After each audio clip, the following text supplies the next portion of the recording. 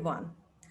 As companies look to transition to a new normal in 2021, business continuity, collaboration, and digitalization plans that may have started as a reaction to a situation have now been integrated into long term strategies.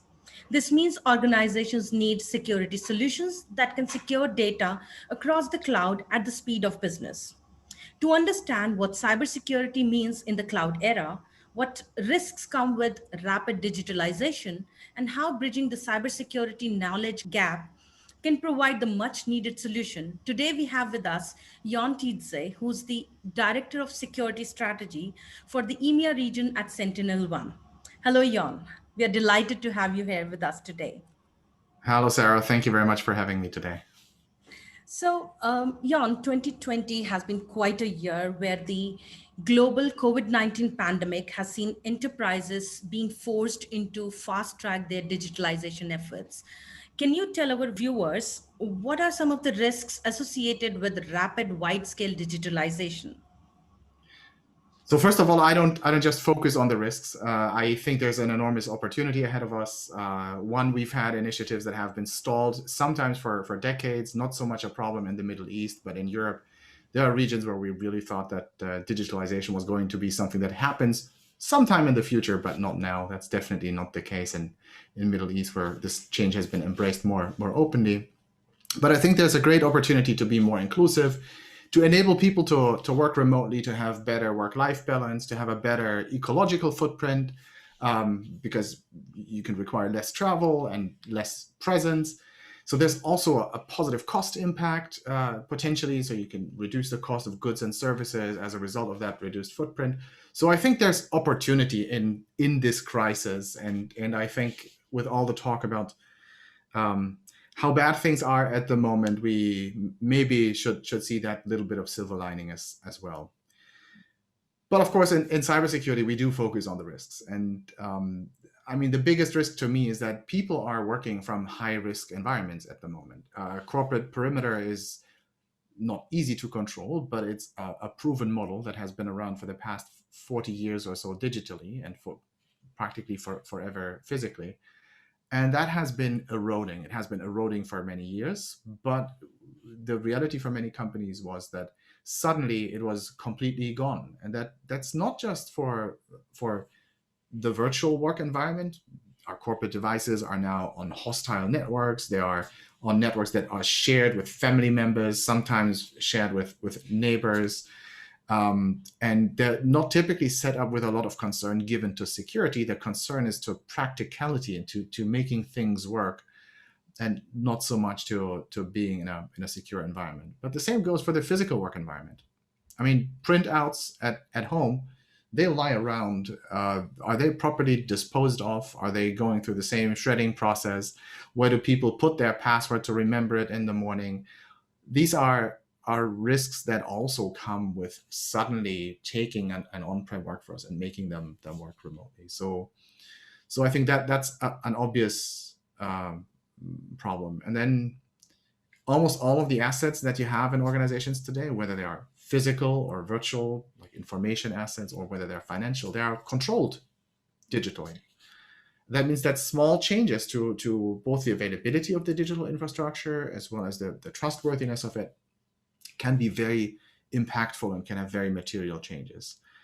And then sometimes overlooked factor is that people working from home in this pandemic at the moment are probably also more vulnerable to certain types of phishing and social engineering attacks than they would be if this hit them at work. They work long hours. They tend to blur the lines between their private lives and their work lives. There are topics like the pandemic itself that make them more susceptible to, for instance, opening an email and entering their credentials. So some threats have become easier to exploit, and some somewhat traditional threats like ransomware have a lot easier ways of entering into an organization at the moment as a result of that, the disastrous consequences that they can have.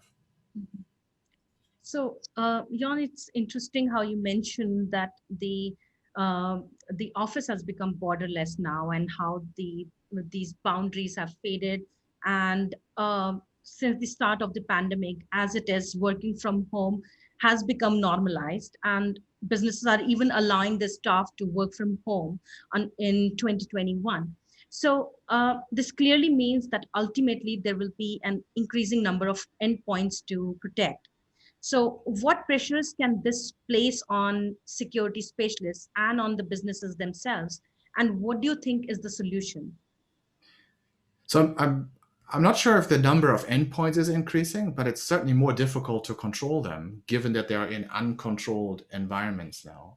And security teams in general are, even on the best of days, they tend to be understaffed and overworked. And I think the reason for that is that, one, they are acutely aware of the mission that they have as the last line of defense against a lot of sometimes existential threats to their employers and customers, and sometimes to human lives. We had a case in Germany a few months ago, 2 months ago, where a ransomware attack hit a hospital, and a person died because they had to be diverted to a different hospital with their ambulance.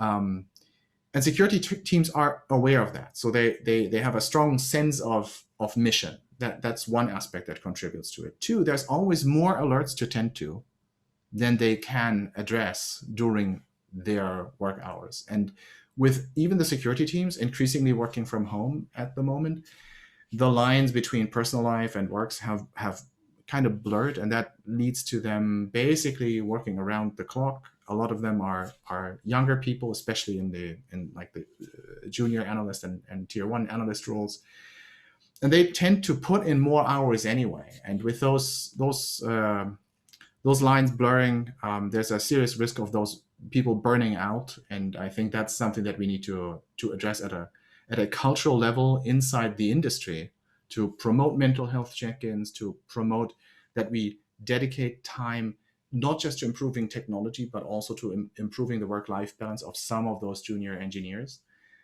And then at a technical level, there are things that we can do to reduce, for instance, the need to respond to every alert as it comes in by improving the signal to noise ratio. Organizationally, you can dedicate time to improving controls. Technologically, what you can do is you can start using technologies that help you have a better signal to noise ratio, have fewer alerts to tend to, automate more of the immediate response tasks, so that the amount of time that you can allow to pass before you respond in person increases a little bit. And also ensure that you don't feel you're constantly chasing information, but that information actually comes to you. And as is the case with the endpoints now spreading out into non-on-premise environments, into outside the perimeter, like people's homes. One of the big aspects of that is also to provide the visibility, regardless of the type of connection that's currently being used, whether they're VPN'd in or not, because they're just using SaaS applications or working on a document. We should always have the peace of mind that we have the visibility and that we can respond to if necessary. Going a step further, how would you advise businesses how they can ensure that cybersecurity remains a top priority as they continue to move towards a cloud-based infrastructure? So a lot of people make a big difference between cloud and on-prem, like they contrast the two things. And at the same time, they very often will say like, oh, the cloud is just somebody else's computer, as you see people put it on t-shirts as a slogan. And first of all, I don't think that's correct, because cloud is a fundamentally different way of building applications, of combining them, of operating services. Things have a different life cycle. The life cycle starts as a different to procure equipment, and the life cycle can be over very quickly. So it's very transient. It's a different way of operating it, and you can consume building blocks that come with all of the operations, with all of the 24/7 support, all of the availability. And it's very difficult to recreate that on-prem at a similar cost, at similar quality. So in that regard, there is a fundamental difference between on-prem and cloud. At the same time, from a security perspective, it doesn't make a fundamental difference whether you operate in the cloud or you operate locally. You're still responsible to ensure the confidentiality and integrity and availability of your data and systems. It's sometimes shared with a cloud service provider in a shared responsibility model. But still, the buck stops with the organization that has the commercial benefit. And um, the tools that people use are very often stuck in an on-prem world where you have certain assumptions about network connectivity and longevity of resources. If you have a Kubernetes container that gets called once in a day and then is instantiated, so it's created that moment and a fleet of 1,000 more, and then 5 minutes later they all die, you want them to be protected for their life cycle, and you want the visibility into what's going on inside there.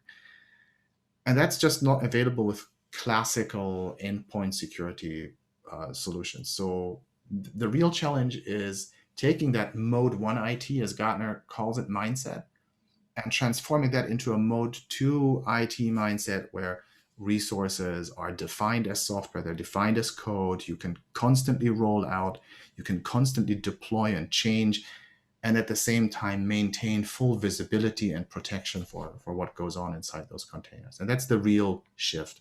You can do that on-prem or in the cloud, but it's difficult if you don't use tools that support that kind of mode of working. Now, we've discussed how cybersecurity, basically basic approach remains the same, whether it's a cloud or an on-premise infrastructure. But would you agree that regionally there is a cybersecurity knowledge gap, and how can embracing AI help bridge this knowledge gap? So globally, I don't think I've seen a region that doesn't say that there's a knowledge gap in cybersecurity. There's a shortage of qualified staff around the globe in cybersecurity.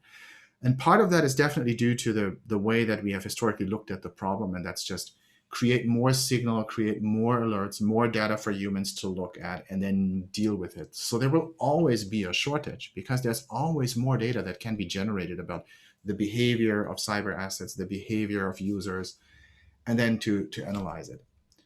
But the solution to that is partially AI. So AI is in its practical applications, it's machine learning and the various incarnations of it, deep learning and so on, decision tree learning, all of these things. But they are good at doing predictions from data, correlating data, analyzing data. And these are precisely the first few things that analysts do when they look at that data that comes in. So if we can offload a part of that task to computers, we have used AI in a very effective way. And that means that we can deal with problems where we have a less complete understanding because we can offload some of the initial analysis to AI, which is good for helping with the staffing and skills shortage that we have as an industry. But it also helps us making better, more informed decisions because rather than looking at individual events, we can look at aggregations and pre-correlated data. So we get a portion of the job done for us that we would otherwise have to do ourselves.